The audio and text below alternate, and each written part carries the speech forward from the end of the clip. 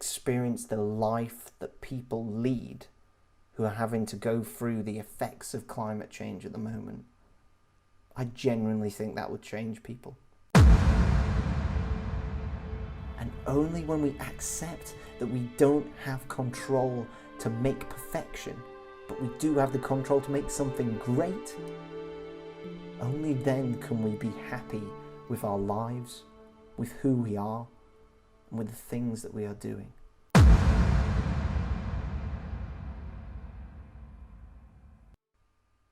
Hello everybody, you are listening to the Rob Talks podcast, and we are here with another episode. We're on episode 7, and as I say, it's going to be an absolute banger of an episode. I'm covering some really important topics that matter a lot in my life, but also I think will matter a lot in yours and how you are living your life. So let's get straight into it. So the 3 topics I will be covering in this episode is firstly around disconnection and our disconnection with a multitude of things in life.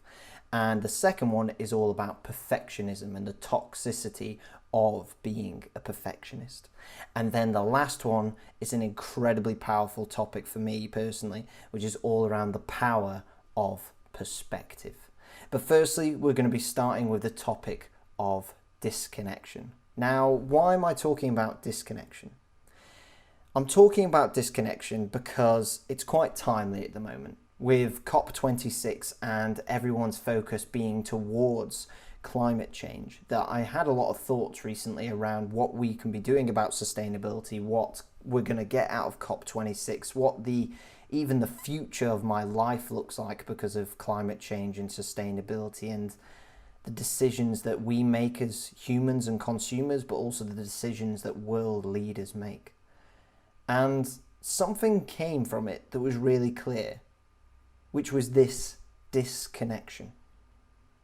Because what we have with the climate change crisis is that the majority of the people, well actually scratch that, all of the people that have the biggest influence from the developed countries and have the money and have the political power are in countries that are in fact causing the most of climate change. And then consequently, the richest 10% in the world is then causing a load of havoc and crisis for all of those who are from poorer communities and poorer parts of the world. It's insane. But what it brings is this clear disconnection. Because, for example, with the UK, we're in quite an influential position with climate change. But so are other countries, and I totally understand that. But in the sense of the UK, we are unlikely to see really visual things or feel things that are related to climate change that are more to an extreme case until past 2030, which annoys me.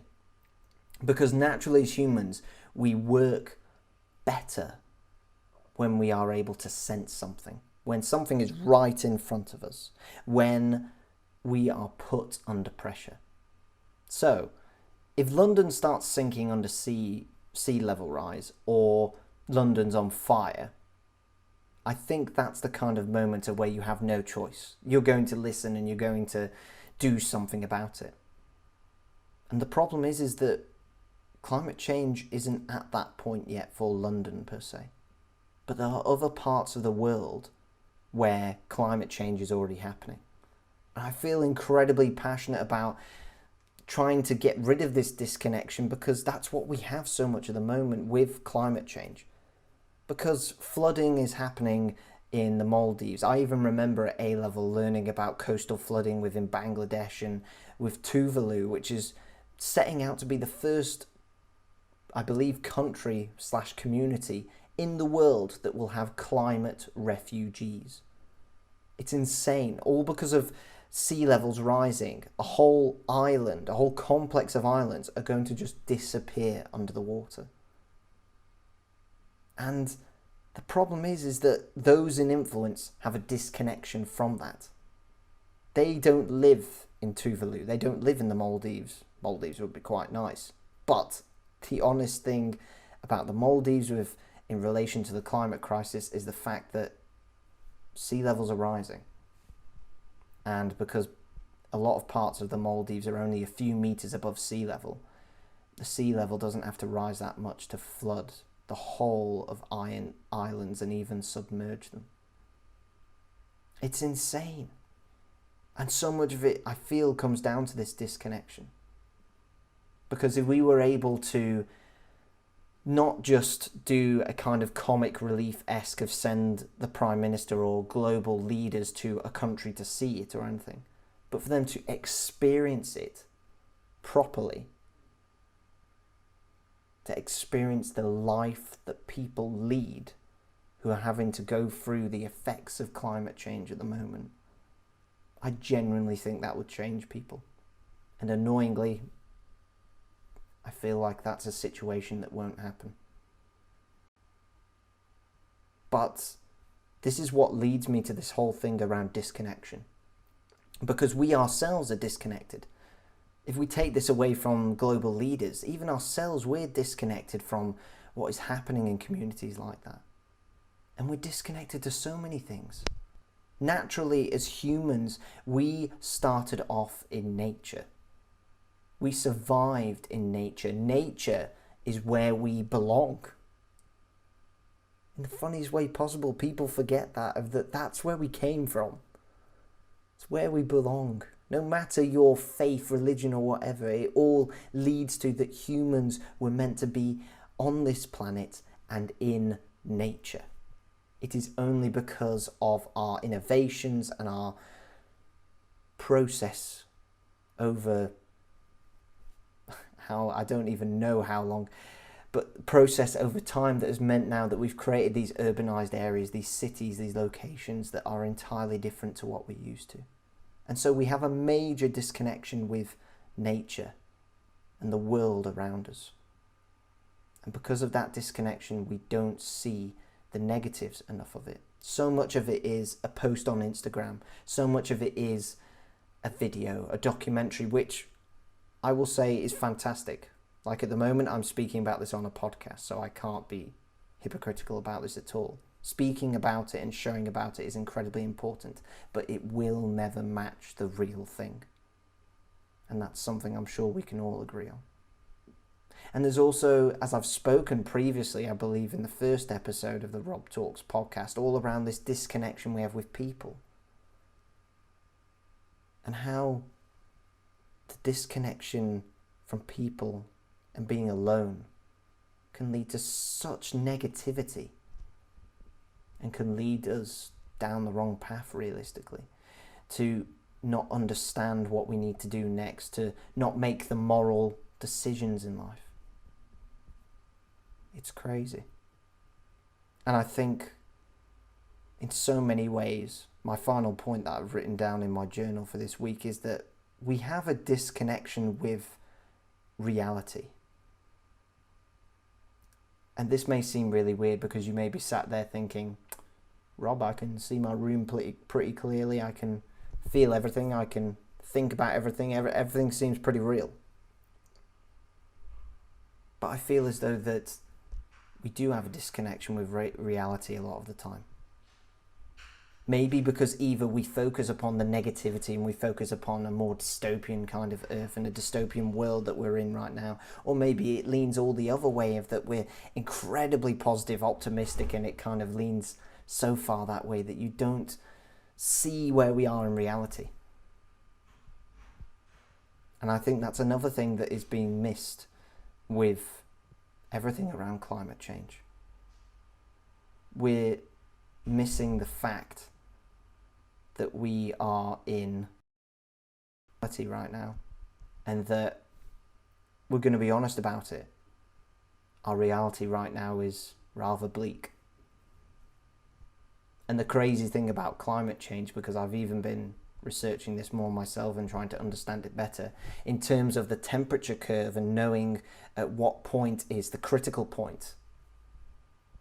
We know and we can base upon, in most cases, and predict of what a temperature rise on the Earth will do and at what temperature it will be worst case scenario and stuff like that. But one thing that we don't actually truly know is if we're starting to be on the point of where we have no control and that we have no way of turning it back.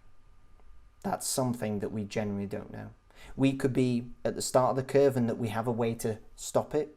We could already be at the top and we have no way of stopping it. And that's the reality of it. And so you have to make a decision of what you're going to lean towards, what you're going to allow to be your view, and that's perfectly fine. And to be honest, with my view, even with speaking about that, my view is optimistic. I can fully see how we can turn this around. But it requires action. And I know we should have done action years and years and years ago, decades ago. But we can't change that now. So action is needed now on climate change. And this isn't just me speaking as a Gen Zer or whatever. I genuinely sit here having, from the research that I've been doing around COP26, because it engaged me. It made me think more about climate change and sustainability, and I thought I have to investigate this further. And in all honesty, it can be quite scary. And we have a disconnection with what the reality of our futures could be, what the reality of my future could be, what the reality of our kids' future could be. It's insane. We're all focusing upon a target of 2030. And so it's so easy for us to become disconnected from the fact of, like, for myself, 2030, I will be 30 years old. 30 years old. I will accordingly have like 40 or 50 years left in my life to live. And we're expecting that by 2030, that we're meant to have made all this change and all this turnaround. And that by 2030, that's when it's really going to go downhill. It's insane. And so I honestly think with major things that we have to deal with in life, major problems like climate change, like racism, like inclusivity, so many things that are going on around the world that I think about, of water shortage and food shortage. So much of it comes to the fact of that it never gets prioritized because of our disconnection. Because we don't have a connection, the majority with us, every single day with the way that climate change is affecting us. We don't have a connection with the way that racism is affecting people's lives. We don't always have a connection with the way that mental health is affecting people's lives. There are so many ways that we are disconnected from the true problems that we have on Earth. And I honestly think that that is why we have protests and we have these moments, these movements on social media, which, I'm going to be blunt about it, they look fantastic, they do something, and I'm so proud that they do something, but the honest thing is, they do something and then they end. Who's talking about Black Lives Matter right now? If you honestly went on your social media feed right now, who's talking about Black Lives Matter? And I suspect within a few months, who will be talking about COP26? Not the majority. And it's the sad reality that we are disconnected to so many things in our lives. And it hurts me so much. And so I think the key lesson from this area of disconnection is that we really have to remember these things and not let them be forgotten. We have to connect in some way, somehow. And we have to prioritize them. And this is to both world leaders, but also to ourselves, for being the person that you want to be.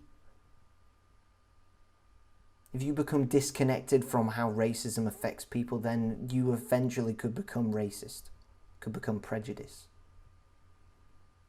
If you disconnect from the world of nature, the world that we should properly be living in and that we're used to, then maybe you'll become disconnected from climate change and the effects that we as people, not just countries, not just leaders, we as humans have as an effect on this crisis.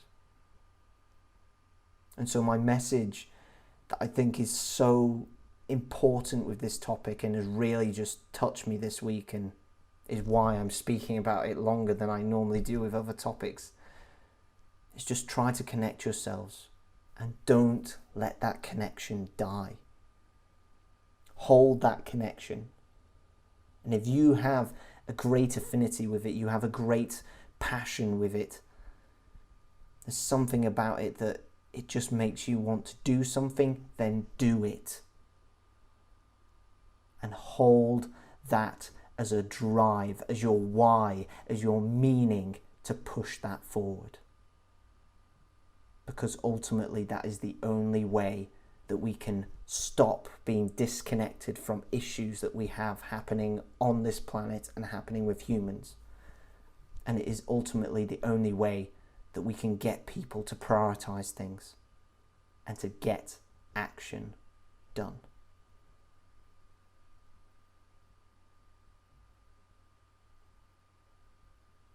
I really hope that topic has connected with some of you listening, because it's been incredibly important to me, and I'm very much holding my emotions at the moment so that I don't just scream and shout into your ears.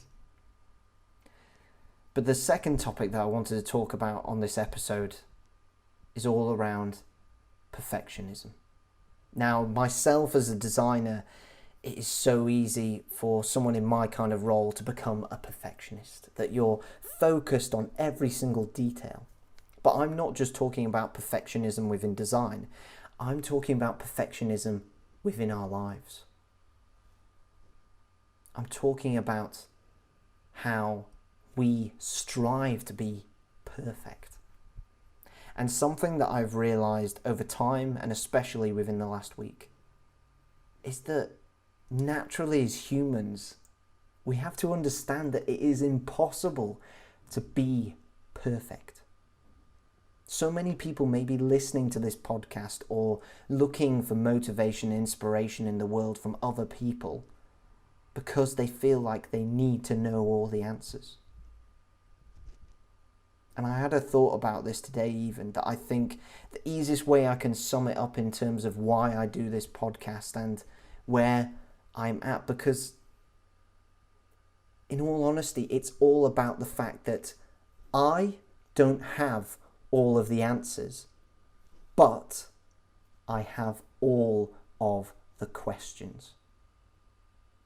I'm incredibly curious about things that are happening in life, why things happen, why we act in a certain way, and how we can all be better human beings and be better versions of ourselves and be happy and fulfilled and passionate about life. But I ultimately don't have all of the answers.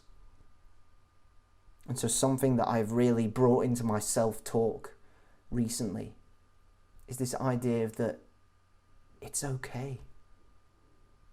It's okay to feel a certain way.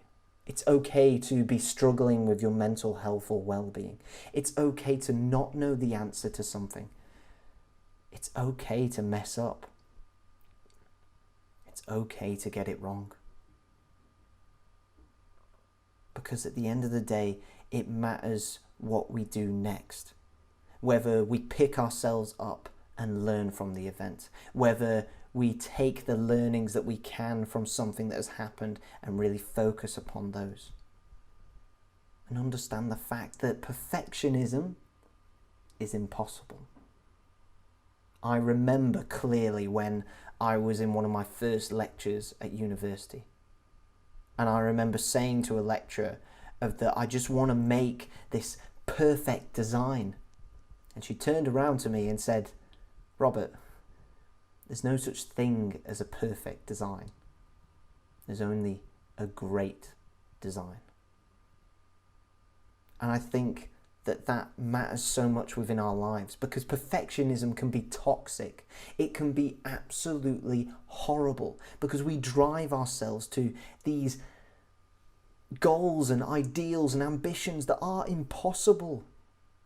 And it is great to have ambitious goals. It's great to really push ourselves as far as we possibly can, but we have to be happy and accept the fact that we can't be perfect and that we can't make something perfect. And only when we accept that we don't have control to make perfection, but we do have the control to make something great, only then can we be happy with our lives, with who we are, and with the things that we are doing. That's why I know with my designs, I will never create a perfect design. But if I can make a great design that people love and people want to use, and it changes people's lives, then I know I've made a great design. And that's what makes me happy. And I think that's what we need to apply within our careers, within our working lives, and within our lives as a whole. Marriage, for example, as a form of relationship, is not something that we can make perfect. You may have arguments. You may have off days. You may have times of where you're questioning the whole marriage. You may have times you're questioning the whole relationship, where you're even questioning yourself. And that's okay. Because perfection is impossible.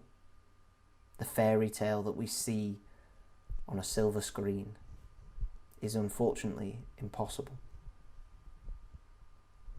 And so once you are happy to accept that perfection is impossible, only then can you become a great human being, a great person, and only then can you make the things that you make and the events that you have within your life great.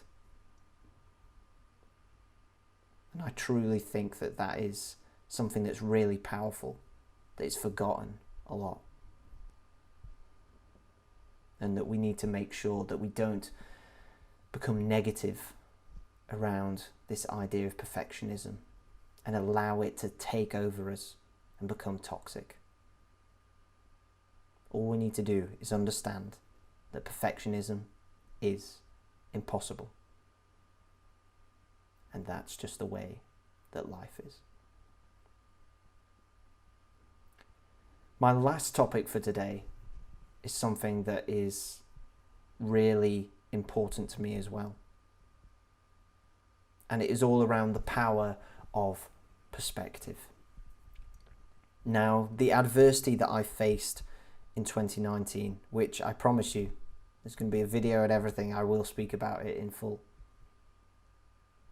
But the adversity that I faced in 2019 really affected me mentally. It really took me to a dark place. And I honestly didn't know how to get out of that dark place. I'd never been to that kind of place before. The place of where you're depressed, you're anxious, you even contemplate suicide. It's not a happy place. And I always talk about it in the sense of that it felt like a spiral, of that you were just going down and down and down until eventually you reach the pit at the bottom and you don't know what to do. And I remember that one of the things that I took up at the time was going to see a counsellor. My mum suggested it and I thought, okay, I'll do it. The previous person I'd seen had not been very helpful, and so I was really nervous about the idea of seeing a counsellor and doing therapy. But I went to see this counsellor, and the first time that I met with this person at the university, everything that I'd been feeling for the past few months just poured out. Everything that I'd been struggling with just poured out. And with the way that my mind works, I'm quite a logical person, which is ironic being a designer and being creative. But I'm overall quite a logical person. And so what I wanted was answers. How do I deal with this?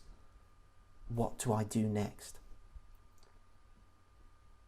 And the counsellor explained to me something that was really simple, but so powerful, and something that we forget naturally as humans. And it was all around this idea of my perspective. Because the truth was, my perspective at the time was incredibly negative. I would go back to my student accommodation, being sat in my 4 white walls on my bed, and feel depressed, feel tired, feeling anxious. And I would view everything as though it was just there. And it didn't give me happiness. And that's why thinking about my perspective, allowing myself to have the self-awareness that I was being so negative within my life, allowed me to then go, oh, I'm actually in control of this. And I remember I left that counselling session with a new sense of that I have control of this. As I spoke in the last episode of the podcast, the biggest thing that I've ever learned about is understanding what we have control of and what we don't have control of. And I knew that I had control of my perspective. And so I went back to my student accommodation. I realised what amazing things were around me. I realised what amazing people I had around me. I had a family that loved me. I had a girlfriend that loved me. I had friends that loved me. I had people around me who were just amazing. I had things around me that were amazing. I was so lucky. I was in the best design school in the UK in my first year and having the time of my life exploring product design. It was just amazing. And I hadn't seen any of it before or understood any of it before until I changed my perspective. And so much of that came down to a multitude of things. Firstly, around gratitude and focusing upon what I could be grateful for, what I should be grateful for that's in my life that's making my life so amazing. And that was very much people, objects, events, and everything that was encompassing in my life. The second thing that I focused upon was my language that I used. It's so easy for us to forget about something as simple as the language that we use that affects how we think about things. And so I started to change my language with my self-talk, with how I spoke to people, in that I was thinking, I can do this. I can build my confidence. I can get out of this spiral. And so as soon as I had these affirmations within me that gave me this confidence that I could do this, and by changing my language of self-talk, that I had a positive language of self-talk, I knew I could get out of this phase of feeling depressed and anxious. And the best thing about it, a few months later, after being in that counselling session, in fact, how many months was it? It's probably 4 or 5, I think. I did a podcast with my good friend Garutma Singh. And I remember that was honestly the happiest I have ever been in my life. And so much of it came down to changing my perspective, to changing how I thought about the world, to having an optimistic mindset, to realising that there were so many things that I could be grateful for. And so I implore you that if you are someone that has a negative mindset, or someone that is quite pessimistic, I just implore you to explore the language that you use, the way that you view the world, and just think about what that could be like if you took a different angle on it, if you took an optimistic mindset towards it. What if you had a positive perspective on your life? How would your life be? And how much happier and fulfilled would you feel? Because honestly, perspective was a game changer for me. And I think the power of perspective could be a game changer for everybody. And that's where I think we will leave today's episode of the Rob Talks podcast. It's been an insane episode, and I thank you so much for listening. And please subscribe, give me a follow if you've really enjoyed this, because I have. And I hope that you've gained some amazing value from this episode. Have an amazing week, everybody. Have an amazing weekend. And I will see you next Monday for episode 8.